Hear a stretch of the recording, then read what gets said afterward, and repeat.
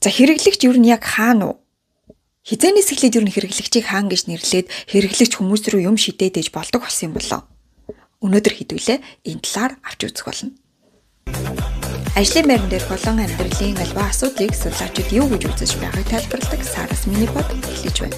Яг яагаад хэрэглэгчийг хаана гэдэг болсон юм болоо гэж хайж үзлээ л дээ. За тэгсэн чинь 20 дугаар зуунаас эхлээд 20 дугаар зууны ихэнх үеэс эхлээд customer is king буюу хэрэглэгч бол хаана гэдэг ийм философи бол үүссэн юм байна. За тэгээ энэ нь бол одоо тухайн байгууллагын оршин тогтнох үндэс нь бол хэрэглэгч. За тэгээд хэрэглэгчийн хэрэгцээ хамгийн түрүүнд тавигдах ёстой гэдэг эдгээр ийм одоо үзлээс үүдэлтэй юм байна. За тэгээ мөн маркетингийн онолд бол энийг одоо customer orientation гэж нэрлэгддэг юм байна. За энэ нь бол байгууллагын бүтээгдэхүүн төвтэй биш харин хэрэглэгч төвтэй ажиллахыг бол ингэж нэрлэдэг юм байна.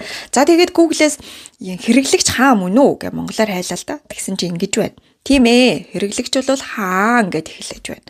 За тэгэхээр англиар хэрэглэгч хаа мөн үү гэж хайгаад үзлээ. Тэгсэн чинь энэ маркетингийн нэг хэлбэрээ гэж гарч ирж байна. За тэгээ маркетингийн нэг хэлбэр юм бол тэгвэл ер нь хэрэглэгчийг юу гэж үздэг юм болоо гэж хайж үзлээ л дээ. За тэгсэн чинь за хэрэглэгч бол одоо орчин үед бол байгууллагууд нэг удаагийн хэрэглэгч байх одоо хэрэглэгчтэй харилцаасаа илүүтэйгээр урт хугацааны юм харилцааг хэрэглэгчтэйгээ тогтоогоо дахин одоо үйлчлүүлдэг ийм хэрэглэгчтэй хамтарч ажиллах нь бол одоо илүү үр дүнтэй гэж үздэг болсон. За ийм учраас бол relationship marketing гэдэг энэ онол бол түлхүү ингэж хэрэглэгдэж байгаа гэж ийм илэрч гарч ирж байна. За тэгвэл дэлхийн томоохон брэндүүд ер нь хэрэглэгчийг хаан гэж хардаг юм болов уу? Ер нь хин гэж хардсан болоо гэдэг талаар бас сонирхож үзлээ. За ингээд бэлэн хувцсны салбараас бол Nike-г авъя. За тэгсэн чинь Nike болохоор ингэж хэрэглэгч нь бол өөрийгөө ялагч болохыг хүсдэг хүмүүс гэж бол хэрэглэгчээ хардсан байна. За ингээд бүх хэрэглэгч мэдээж тамирчин байх албагүй. Гэхдээ өөрийгөө давахыг хүсдэг хүмүүс бол манай хэрэглэгч гэж ойлгодог. За ингээд ийм учраас одоо Nike-гийн хэрэглэгчдүүд potential hero буюу боломжит бааtruуд гэж хардаг. Ингээд just do it буюу айцаа дав, ихэл өөрийгөө ял гэдэг мессежийг хэрэглэгчтэй хүргэдэг юм байна. За дараагийнх нь Apple брэнд.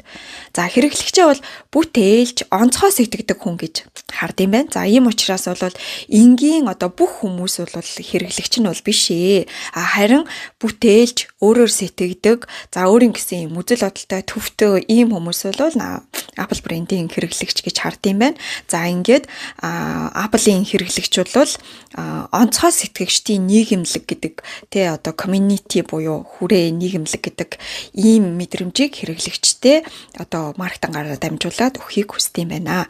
Нэрээ Apple-ыг хэрэглэдэг хүмүүс чинь айгу тийм мэдрэмжтэй байдаг бах те. Samsung-гийнхэнтэй харьцуулахад хэрэглэдэг хүмүүстэй ингээ харьцуулахад та нар юу гэж бодож байна?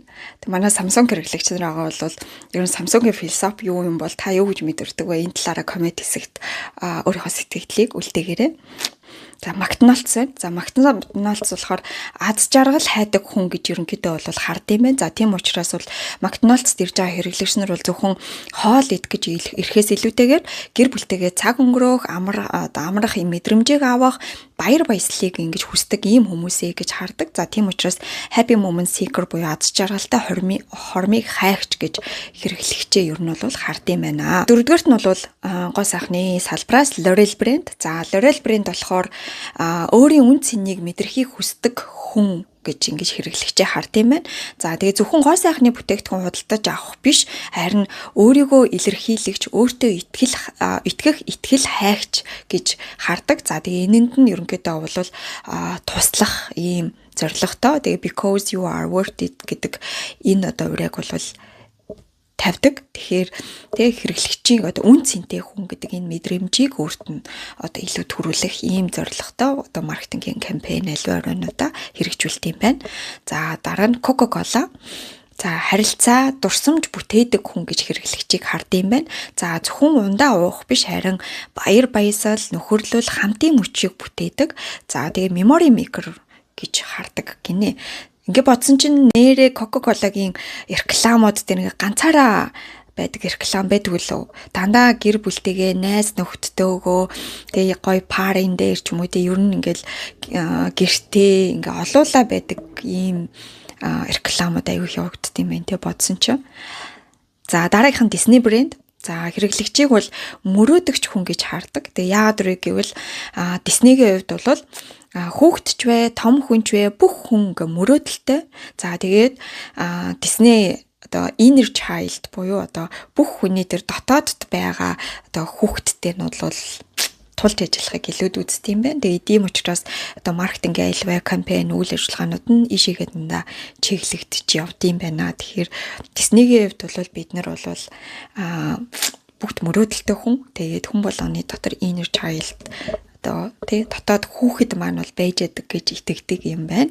За ингээд дараагийнх нь болохоор Amazon брэнд. За Amazon бол хамгийн чухал шийдвэр гаргагч хүн бол хэрэглэгч гэж хардаг. За энэ бол хэрэглэгч бол компани төв, бизнесийн гол шалтгаан, бүх шийдвэрийн суурь гэж ингэж авч үздэг юм байна. За тийм учраас Amazon-ы хамгийн алдартай философи нь болохоор customer obsession гэдэг энэ философи юм байна. Энэ нь бол ерөнхийдөө бол Amazon бол customer centric компани буюу хэрэглэгч төвтэй компани гэдэг ийм философи одоо зорилгыг баримталж ажилладаг юм байна хэрэглэгчтэй. За дараагийнх нь болохоор шингэн үндэсний салбар дээр Starbucks байна. За хэрэглэгчээ бол гэр тэгээд ажил хоёрын энэ дундах орон зайг хайгч гэж ерөнхийдөө бол хардаг. Яг гэртээ ч биш ажилдаа ч биш голд нь нэг ингээд энэ хоёр руу явах замдаа төр саатдаг ийм газар гэж хардаг. Тэгээд Starbucks-ийн хэрэглэгч нар кофе уух гэхээсээ илүүтэй мэдээж уунд гэхдээ илүү жоохон тухтай тэгээд тайвшрах юм орчинг хайдаг. За тэгээд ийм одоо нэг яриаг өрнүүлдэг ийм газрыг бол хайдаг хүмүүсээ гэж ингэж хардаг юм байна. За тийм учраас за third place буюу 3 дахь газар гэр ажил хоёрын дундах орчин гэж ингэж нэрлэдэг юм байна.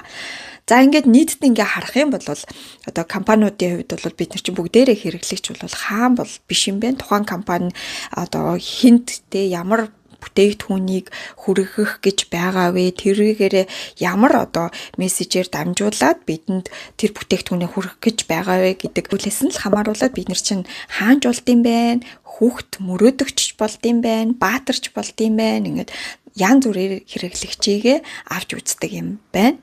За харин одоо хэрэглэгчийн хувьд болохоор хаан синтедээ суусаар байх уу үгүй юу гэдэг бол энэ зүгээр л таны сонголт юм байна. Гэхдээ хаанч бэ, хар зардч бэ ялгаагүй нийгмийн хэм хэмжээг бол дагах ёстой. Тухайн улсын хуулинд бол бүгдээрээ захирагдах ёстой. За тэгээд үйлчилгээг үзүүлж байгаа үйлчилгээний байгууллага, за багш, эмч ер нь хэн нэгэнд үйлчилгээ үзүүлж байгаа бүх хүмүүс бол тухайн улсын иргэн. Тийм учраас эрхэн хүнийхээ хувьд хамгаалуулах эрхээ эдлэх эрхтэй. Үйлчилгээ авч байгаа ямар ч хэрэглэгчийн хувьд бол тухайн улсын бас л иргэн. Тийм учраас иргэн хүнийхээ хувьд бол бусдыг хүндэтгэх нийгмийн хэм хэмжээг одоо дагах үүрэгтэй байх нь. Энэ та бүхэн бас хэрэглэгчтэй холбоотой болон энэ философитой одоо хэрэглэгч хаан гэдэг энэ философитой холбоотой сэтгэлдээ коммент хэсэгт үлдээгээрээ. За харин энэ брэндүүдийг ингээ уншиж байхад ингээ янз бүрийн сонирхолтой кампаниудыг зохион байгуулдаг. Тэгээд тэр кампани болгоных нь ард нь өөрийн гэсэн хүргэх гэж зорьсон одоо мессежүүд урайнууд ингээ гоё сонирхолтой зүйлсүүд байдсан байна. Тэгээд энэ талаар хэрвээ өргөжлүүлээ сонсохыг хүсэх юм бол зүрх дараарай. За ингээд бичлэгийн маань энэ хүртэл үзсэн та бүхэндээ маш их баярлалаа. Бичлэг таалагдсан бол мэдээж лайк дарахаа бити мартаарай. Өнөөдрийн бичлэг маань энд хүрээд өндөрлөж байна. Өнөөдөр суралцаад маргааш туршицгаая. Дараагийн 7 хоногт уулзтлаа. Түр баяртай.